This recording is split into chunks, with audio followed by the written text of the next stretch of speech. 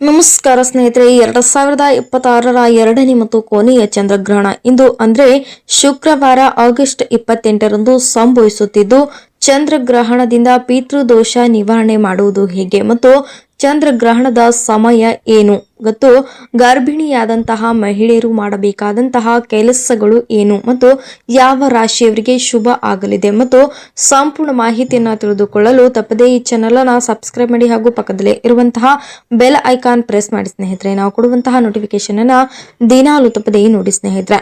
ಈ 2026ರ ಶ್ರಾವಣ ಮಾಸದ ಹುಣ್ಣಿಮೆಯ ದಿನದಂದಿಯೇ ಅಂದ್ರೆ ನೂಲ ಹುಣ್ಣಿಮೆ ಎಂದು ಕರೆಯಲಾಗುವ ರಕ್ಷಾ ಬಂಧನದ ದಿನದಂದಿಯೇ ಚಂದ್ರಗ್ರಹಣ ಸಂಭವಿಸಲಿದೆ ಸ್ನೇಹಿತರೆ. ಇದನ್ನ ಭಾಗಶಃ ಚಂದ್ರಗ್ರಹಣ ಎಂದು ಕೂಡ ಕರೆಯಲಾಗುತ್ತದೆ ಸ್ನೇಹಿತರೆ. 2026ರ ಆಗಸ್ಟ್ 28ರಂದು ಶುಕ್ರವಾರ ಸಂಭವಿಸಲಿರುವ ಚಂದ್ರಗ್ರಹಣವು ಈ ವರ್ಷದ ಕೊನೆಯ ಚಂದ್ರಗ್ರಹಣವಾಗಿದೆ ಸ್ನೇಹಿತರೆ.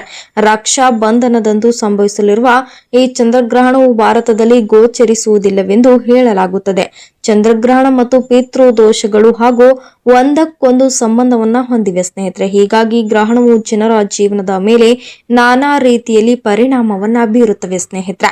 ಜ್ಯೋತಿಷ್ಯ ಶಾಸ್ತ್ರದ ಪ್ರಕಾರ ಓರ್ವ ವ್ಯಕ್ತಿಯ ಜಾತಕದಲ್ಲಿ ರಾಹು ಅಥವಾ ಕೇತು ಚಂದ್ರನ ಮೇಲೆ ಕೆಟ್ಟ ಪರಿಣಾಮವನ್ನುಂಟು ಮಾಡಿದಾಗ ಪಿತೃದೋಷ ಉಂಟಾಗುತ್ತದೆ ಎಂದು ಹೇಳಲಾಗುತ್ತದೆ ಸ್ನೇಹಿತರೆ. ಹಿಂದೂ ಧರ್ಮ ಮತ್ತು ಪುರಾಣಗಳ ಪ್ರಕಾರ ಪಿತೃಗಳ ಆತ್ಮವು ಚಂದ್ರನೊಂದಿಗೆ ಸಂಬಂಧವನ್ನ ಹೊಂದುತ್ತವೆ ಸ್ನೇಹಿತರೆ.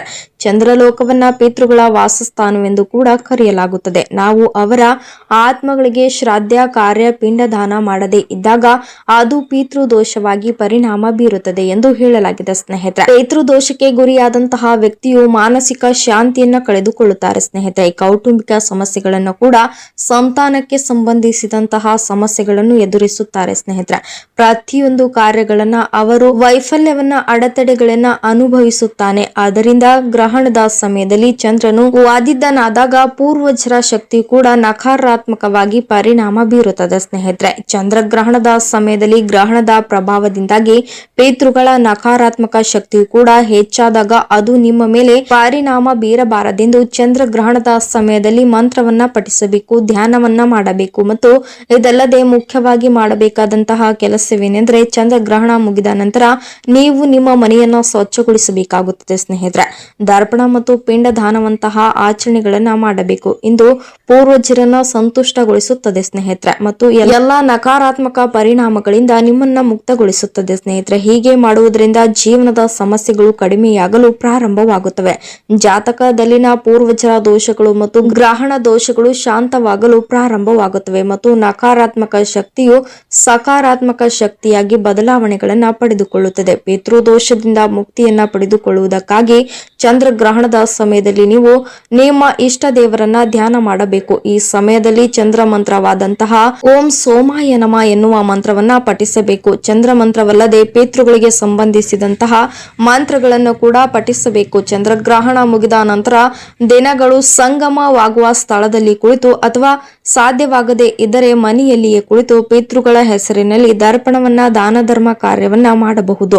ಈ ದಿನ ಕಾಗೆಗಳಿಗೆ, ಹಸುಗಳಿಗೆ ತಿನ್ನಲು ಆಹಾರವನ್ನ ನೀಡಬಹುದು ಮತ್ತು ಚಂದ್ರಲೋಕವು ಪಿತೃಗಳ ವಾಸಸ್ಥಾನವಾದ್ದರಿಂದ ಚಂದ್ರಗ್ರಹಣವು ಪಿತೃಗಳೊಂದಿಗೆ ಸಂಬಂಧವನ್ನ ಹೊಂದಿದೆ ಸ್ನೇಹಿತರೆ. ಈ ದಿನ ನಾವು ಪಿಂಡದಾನ ದರ್ಪಣ ಕಾರ್ಯವನ್ನ ಮಾಡುವ ಮೂಲಕ ಪಿತೃದೋಷದಿಂದ ಮುಕ್ತಿಯನ್ನ ಪಡೆದುಕೊಳ್ಳಬಹುದಾಗಿದೆ ಸ್ನೇಹಿತರೆ. ಇದರೊಂದಿಗೆ ಚಂದ್ರಗ್ರಹಣದ ದಿನದಂದು ಈ ಮೇಲೆ ಹೇಳಲಾದಂತಹ ಚಂದ್ರ ಮಂತ್ರವನ್ನ ಪಠಿಸುವುದು ಕೂಡ ಪ್ರಯೋಜನಕಾರಿಯಾಗುತ್ತದೆ ಸ್ನೇಹಿತರೆ.